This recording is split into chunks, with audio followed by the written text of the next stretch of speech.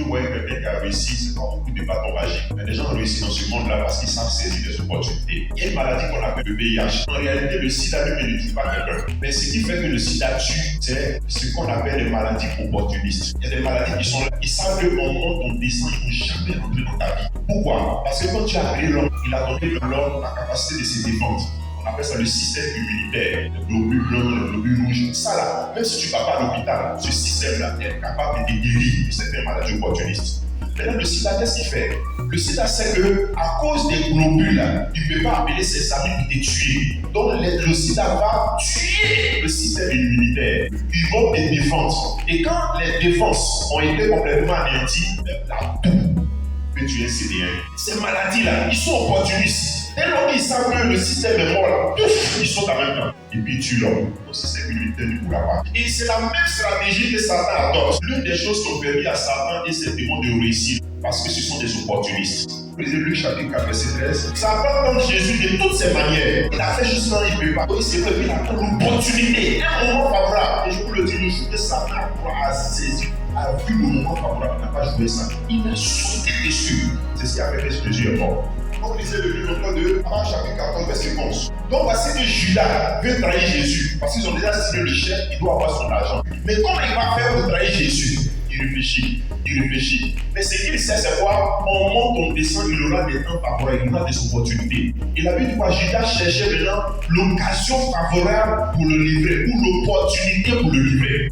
Et toi, avant, cette opportunité-là, Judas l'a eu, Judas l'a pas eu. Cette opportunité pour tuer Jésus, Satan l'a eu, Satan l'a pas eu. Ce qui veut dire quoi? L'opportunité là, pour qu'on descend un jour, ça sera devant toi. Maintenant, la question que je pose, quand ça sera devant toi, tu l'auras ou tu ne l'auras pas. Il y a trois choses que tu dois savoir sur les opportunités. Il y a dans la vie les opportunités qui se présentent. Ces temps sont appelés les temps opportuns. Et de toi, ceux qui savent saisir ces temps opportuns sont appelés les opportunistes. La majeure partie des gens louent les grâces parce qu'ils ont l'habitude de sous-estimer les choses que Dieu met au devant d'eux. Personne n'a jamais vu Dieu et tu ne le verras même pas même tout de suite. Mais laisse-moi te dire, Dieu se fera voir à partir des opportunités qu'il présentera au devant de toi. Les opportunités peuvent être favorables pour certains, mais elles peuvent être favorables pour d'autres. Si par exemple un monde a fait bien ici, ce que tu n'as pas la capacité de voir, là, puis c'est en mesure de voir. C'est pourquoi il y a des gens qui quittent quelque part et puis sont en mesure de faire quelque chose devant ta porte qui leur produit des millions. Or, toi, tu habites là même 10 ans. Tu n'as jamais pu retirer de cette chose-là. Pourquoi? Parce que l'opportunité est là toujours. Mais tu n'as pas eu les yeux capables de pouvoir saisir l'opportunité. Il faut que ce moment-là, Dieu t'ouvre les yeux. Si Dieu ne t'ouvre pas les yeux, les opportunités seront saisies par d'autres qui n'ont rien à voir avec toi. Et tu vas faire 50 ans et tu vas voir que pendant les 50 ans de ta vie, tu seras en train de vivre sans que tu aies saisi une opportunité. Or, ça, ce n'est pas bon. La Bible, en parlant d'opportunité, elle parle des moments favorables. C'est dans le livre de 2 Corinthiens, chapitre 6, verset 2. Il dit, au jour favorable, je t'ai exaucé. Maintenant, il dit, voici maintenant ce jour favorable. À savoir, chaque jour que Dieu fait, chaque mois, chaque année, il y a un temps favorable. On prie, Seigneur, donne-moi le temps favorable. Donne-moi le temps favorable. Donne-moi le temps favorable. Il dit, voici maintenant le temps favorable. En d'autres termes, voici maintenant l'opportunité que tu dois saisir afin d'avancer dans ta vie.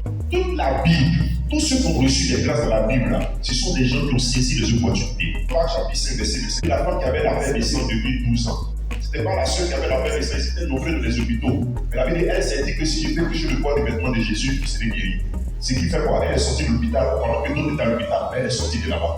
Et pendant que les gens étaient en train de toucher Jésus, elle a touché son vêtement. Jésus dit, mais qui m'a touché? Elle dit, c'est moi. Qu'est-ce qui se passe? Le même vêtement Jésus l'avait.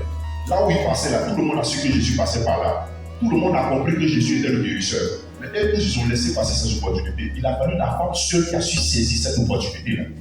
La même chose peut se produire, la même chose peut passer, la même chose peut se présenter. Mais si tu fais partie de ceux qui vont laisser ça, ça va passer devant toi. Mais si tu fais partie de ceux qui vont la saisir, ça va t'accorder la grâce au nom de Jésus-Christ. Marc chapitre 10, verset 40. Il y a un monsieur encore qu'on appelait Bartimée.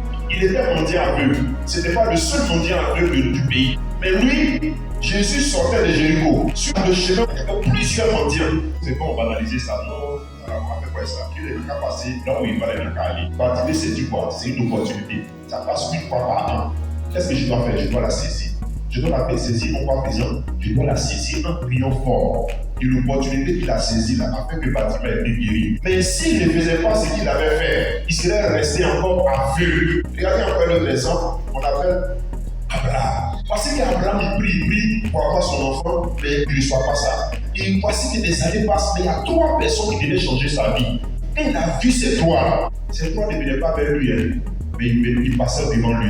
Il y a 2 choses. Les gens qui viennent vers toi, et puis les gens qui passent devant toi. Les gens qui passent devant toi, là, ils ne t'intéressent pas, ils ne viennent pas pour toi. Les gens qui viennent vers toi, tu sais qu'ils viennent vers toi. Mais la Bible, tu vois, malgré que ces gens ne venaient pas vers lui, mais ils passaient devant lui, il a su transformer leur voix pour que leur voix soit désorientée pour revenir vers lui. Il dit, restez ici. Laissez-moi vous donner la nourriture. Il dit, je vais vous donner l'eau et du pain pour que vous buvez, vous mangez. Il va dire à sa femme, je lui ai dit l'eau, mais il faut faire lait. Je lui ai dit pain, mais il faut faire gâteau. Il a vu quoi? Les gens ont mangé juste un. Il dit, après ta femme, à l'année prochaine, Dieu va la visiter. C'était veut dire quoi? Cet homme resterait dans sa situation s'il n'avait pas pu regarder la voix de ces 3 gens-là. Il a saisi son opportunité. S'il n'avait pas saisi ça, il serait resté toujours le même. Ça va se présenter à toi, sur moi là. Mais il faut savoir être capable de pouvoir rediriger ça vers toi par la grâce de Dieu. La Bible dit qu'il y a une piscine qu'on appelle la piscine de Bethesda. Quand l'ange descend, toute personne qui saisit ça, qui tombe, il est guéri. Monsieur Ancien, monsieur, il a perdu son temps, il a fait vraiment 38 ans dans cette affaire. Parce qu'il n'a jamais pu saisir. Maintenant, Jésus vient et nous dit, c'est vrai que tu n'as jamais pu tomber dedans. Est-ce que tu l'as guéri? Il répond ça à lui. Non, c'est ça. Est-ce que tu l'as guéri? C'est plusieurs comme ça que nous faisons. À chaque fois que les opportunités se présentent à nous, on discute, on parle, on accuse, on fait des injonctions. Ce n'est pas la chose. La chose que Jésus nous demande là, est-ce que tu es prêt à sauter dessus? Poser des questions. Pas demander, est-ce que ça va me réussir, ça va pas me réussir? Mais il faut demander à Dieu, Seigneur, c'est une opportunité. Si Dieu te dit, oui ma fille, oui mon fils, saute dessus. Les gens qui avaient l'argent, il y a une table là-bas, là-bas, on va. Cette table-là. Je ne suis pas prêt. Regardez mon argent. Si vous avez justement des boutons, on finit tout l'argent dans les caisses. On ne réussit pas par hasard. On ne devient pas riche par hasard. On ne prospère pas par hasard. On prospère, on réussit quand on est capable de saisir les occasions, de saisir les temps favorables. Regardez David. Un opportuniste fait. Si David a tué Goliath, ce n'était pas donné.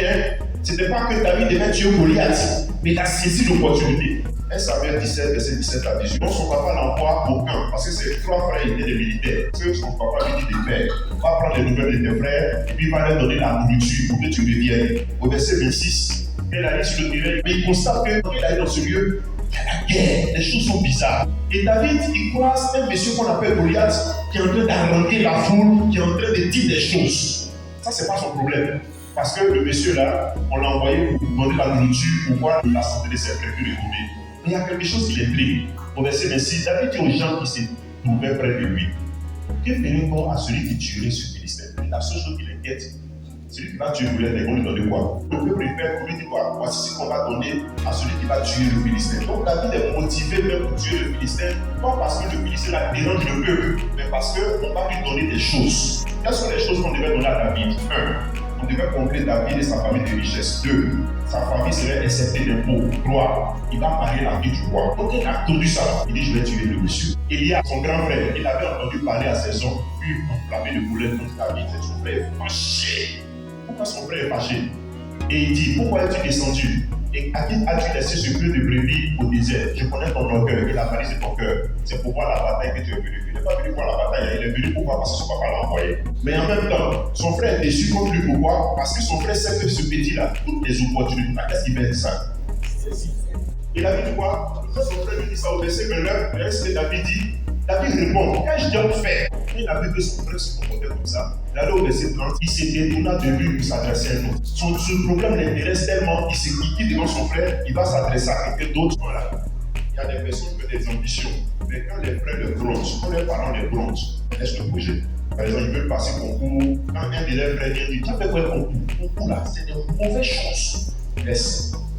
Quand il veut payer terrain, son grand frère dit quoi? Tu as fait quoi terrain? Toi, petit comme ça, tu as fait quoi terrain? C'est pour les vieux. Il laisse. Quand ils ont des bons projets, et puis un de leurs proches vient leur dire des choses, ils laissent. Mais c'est pas connaître David. Même s'il a un projet, et que quelqu'un de sa propre actrice vient lui dire quelque chose, il quitte devant lui et il va demander à quelqu'un d'autre. Et ce qu'on lui dit là, c'est ce qu'il fait, que ça soit ton cas. Alléluia. Ce qu'il lui dit, il ne faut pas te décourager. Quand tu as une opportunité, les gens vont venir te désolidariser parce qu'ils n'ont jamais suivi, ils n'ont jamais bénéficié de cette opportunité-là. Ils n'ont jamais été capables de pouvoir saisir. Donc, ils verront comme une jalousie le fait que toi qui es petit comme ça, là, c'est toi qui seras en mesure de faire ça. Donc, ne laissez passer les choses. On a laissé passer des opportunités, on a laissé passer des bénédictions. Pourquoi? Parce que vraiment on nous a stéréotypés, on nous a mis vraiment des choses dans nos esprits qui nous mettent aujourd'hui dans les écarts. De sorte que les opportunités sont passées. C'était le meilleur mari. Il devait ramener dans telle chose, mais il est passé devant toi. Pourquoi? Parce que les parents disent que ce type de peuple-là, on ne doit pas les accepter. C'est pourquoi il faut faire comme David. Quand tu croises même ton proche qui te dit ça, tu es près de lui pour demander à qui? Quelqu'un qui l'a dit, c'est qui? Le père spirituel. Elle a demandé, allez la voir. Il lui a dit la chose propre. Et quand il a été libéré, bizarrement, quand il est devenu grand, là, et que sa famille était acceptée d'impôts, sa famille était riche là. Vous savez ceux qui ont été les bénéficiaires? C'est toi-même, frère, Abinadab, Eliab, puis Shama. Sont des qui mangeaient pour maison, il y a des bons chantiers dans le pays. Or, au départ, ce sont eux-là qui étaient en train d'opposer. C'est que nos frères de Safra, vous savez, nos parents là, ils ne voient pas loin. Ce qu'ils disent là, c'est pas mauvais. Mais leur vue n'est que limitée. C'est pourquoi il faut que tu résistes possible. Pour que quand tu réussiras demain, ils vont savoir qu'ils ont fait des erreurs et puis seront en mesure de te célébrer par la grâce de Dieu. Mais si tu les écoutes, tu es en train de garder ta bénédiction et puis sur les bénédictions aussi. Tu es d'accord que ça va plus t'échapper si je reçois ces paroles-là. Et puis sur le temps, on répète avec moi au nom de Jésus. À partir de ce mois, j'ai saisi les opportunités. J'ai saisi les opportunités. Et ces opportunités me feront réussir. Dans le nom de Jésus-Christ.